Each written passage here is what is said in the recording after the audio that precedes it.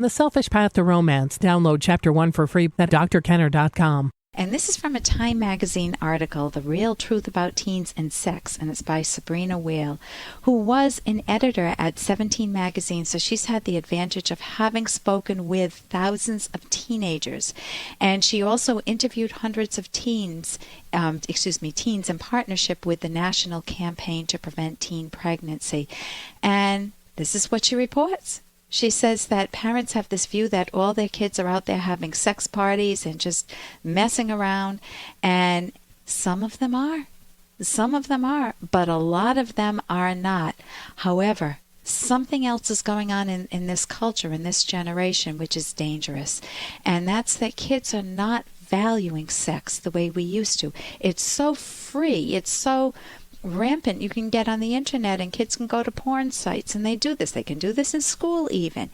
Kids they learn terms such as, oh, we're just hooking up, or we're just having friends with benefits. And that's scary. And that's scary stuff because they will not know how to distinguish friends with benefits from true intimacy. If they just use their bodies promiscuously, use their sex, have a very promiscuous sex life, then they won't know how to form a real solid bond with one person. So what to do? What do you do if you're a parent and you're worried about your son who you find he's been on the internet, or your daughter who's been on the internet looking at porn sites? Or what do you do? Most parents just say, I don't need to teach my kids anymore because, it's everywhere. They're taught about sex in school. They're taught about sex on the internet. They're taught about sex from their friends or sitcoms, you name it. It's all over the place. Well, this author says, Sabrina Whale says, that that's a lot of misinformation. The kids get a lot of misinformation out there, and that parents can have assuming your values are good as parents can have a tremendous influence on their kids, even when their kids pretend they're not listening, even when their kids do what I said earlier. They throw up their hands and they say, okay, whatever, Ma, Dad. They're listening. And even if they have long silences, put up with their long silences. And you don't want to go on the attack. You don't want to lecture. You want to listen to your kids. What do you know about sex? I want to know your thoughts on abortion, or I want to know your thoughts on taking precautions or having sex early, and sit and listen to your kids. Be careful. Parents will always want to throw in their 2 cents, and you do need to set the norms, but you don't do it by lecturing, and you don't do it by, well, this is what I'd suggest, in that type of a tone, because that comes across as lecturing. You want to show respect and caring. Well, what are your concerns, honey? Well, I'm worried I'll get pregnant if I have sex early, and then what would happen? Well, then I'd have to support a child, and I still want to go to school. I still want to have a career, and I don't want to have a kid at this young age. And so you help your kids see inductively that why it's bad to have promiscuous sex at such a young age, 14, 15, 16. And if they are having sex, how to take the precautions. If you can't stop them, then you definitely want them to take rational action to play it safe, not to get diseases or to deal with an unwanted pregnancy. Okay, now switching to a different topic. This is an email that I mentioned earlier from Derek, and Derek is a young kid. I don't know how young. His English was broken. I cleaned it up a little bit. My name is Derek, and I'm from California, and I have a problem. I watched the September 11th, 2001 documentary, and it made me scared of life.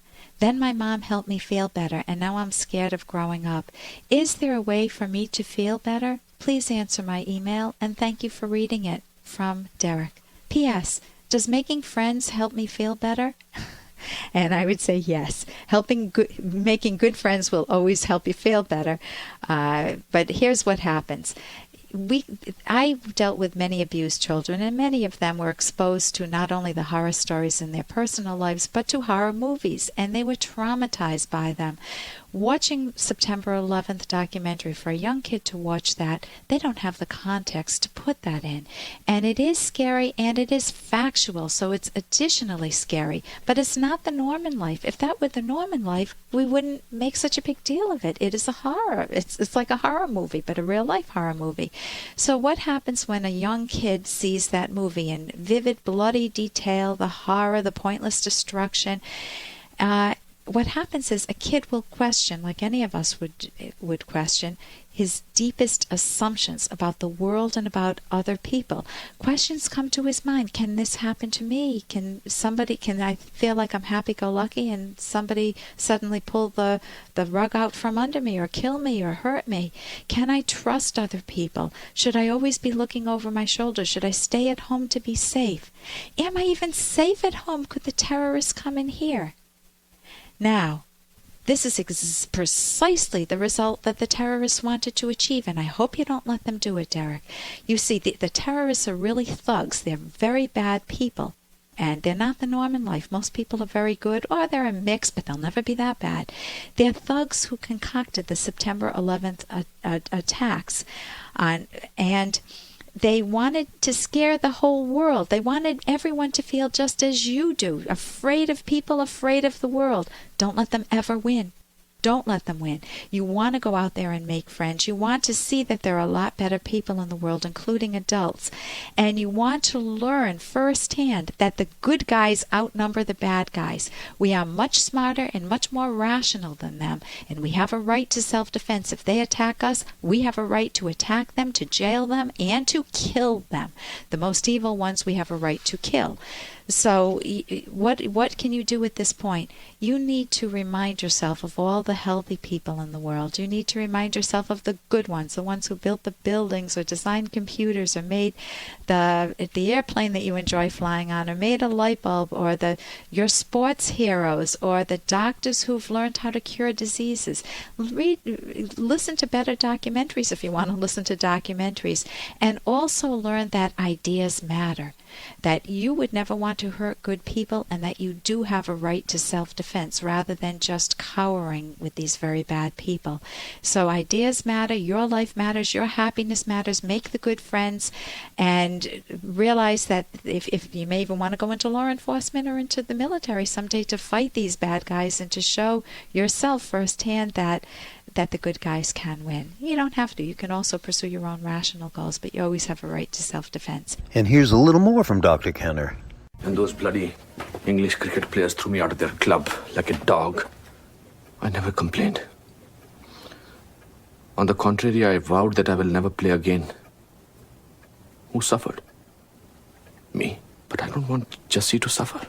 I don't want her to make the same mistakes that her father made of accepting life, accepting situations. I want her to fight, and I want her to win. And that's from Bend It Like Beckham, a fabulous movie, a great movie to watch with your kids, too. It gives you that motivation not just to give in if you, in quotes, fail. If you fail at a sport or if you fail in a particular career or something, you want to be able to fight for your values, to fight for your own happiness, to fight for your personal goals, to do it rationally, of course, but never to be passive and just have what kids say a lot of times nowadays, whatever, and it's just that passivity. You don't want to have that approach towards your own life. For more Dr. Kenner podcast, go to drkenner.com and please listen to this ad. Here's an excerpt from The Selfish Path to Romance by clinical psychologist Dr. Ellen Kenner. A romantic partner to avoid is someone who tries to fake their self-esteem by using defense values. People may use values that they possess or aspire to as substitutes for genuine self-esteem and to cover up self-doubt. Examples are money, looks, intelligence, popularity, fancy clothes, expensive cars, large homes in wealthy neighborhoods, social status, and sexual conquest. Not all these values are necessarily irrational. The problem is that they are held compulsively and even desperately. An expensive car can give you pleasure, but not if you just want to own it to show off. You are still the same person with or without the car. Whether others approve of you or not does not change who you are. You can download Chapter 1 for free at drkenner.com, and you can buy the book at amazon.com.